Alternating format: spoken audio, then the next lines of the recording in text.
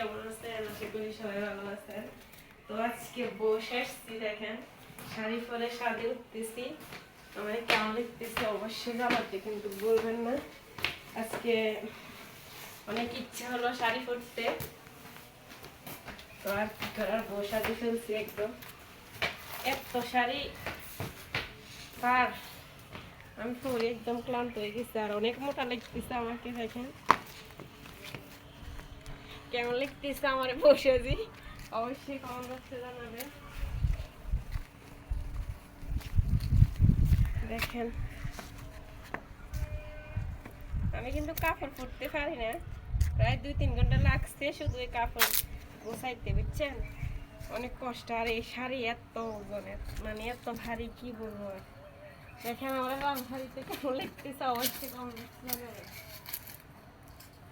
জীবনে কিন্তু প্রত্যেকটা মেয়েরে মনে হয় একবারে বউ সাজার ইচ্ছা হয়, তো আমরা মাঝে মাঝে মনে হয় আবারও বউ সাজি দ্বিতীয়বারের মতো। তো আমার যে সময় বিয়ে হয়েছে কিন্তু বসে আসছি, কিন্তু এত সাজি নেই, শুধু এবার একটা শাড়ি পরছি আর বিয়ে হয়েছে।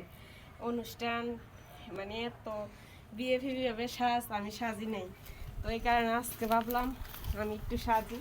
তারপরে নর্মালি দেখেন শুধু শাড়ি পরছি আর কোনো সাজগোজ করি নেই, একটা হেজাব পরছি।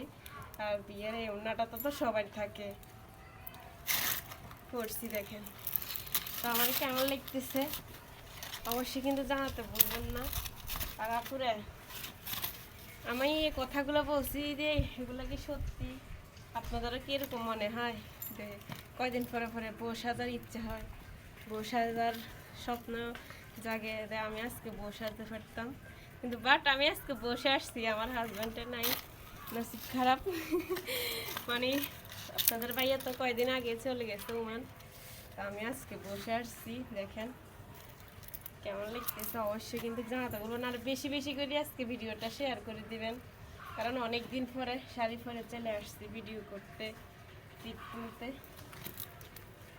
আর আমাদের ছাদে আমার আম্মু দেখেন কত সুন্দর সিম গাছ লাগাইছে, আর এত এত সিম আসছে বলার বাইরে। তা আমি যদি এই সিমগুলোর ভিতরে যাই বসে থেকে আমাকে কেমন লাগবে বলেন তো, সবুজের মাঝখানে আমি একটু যাই রে।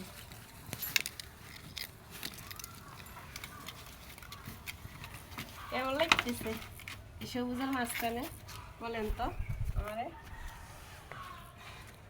শাড়িটা কেমন? শাড়িটা কিন্তু আমার না, আমার বিয়ের শাড়ি আছে লাল, এটা আমার বাবির বিয়ের শাড়ি, তো অন্যটাও আমার বাবির বিয়ের, বুঝছেন? তো কেমন হয়েছে অবশ্যই জানাবেন। আর আমার বিয়ের শাড়ি আরেকদিন পরবো না। তো আজকে এই পর্যন্ত, সবাই বেশি বেশি শেয়ার করবেন, আমার পেজটা ফলো দিয়ে পাশে থাকবেন। টাটা, আল্লাহ হাফেজ।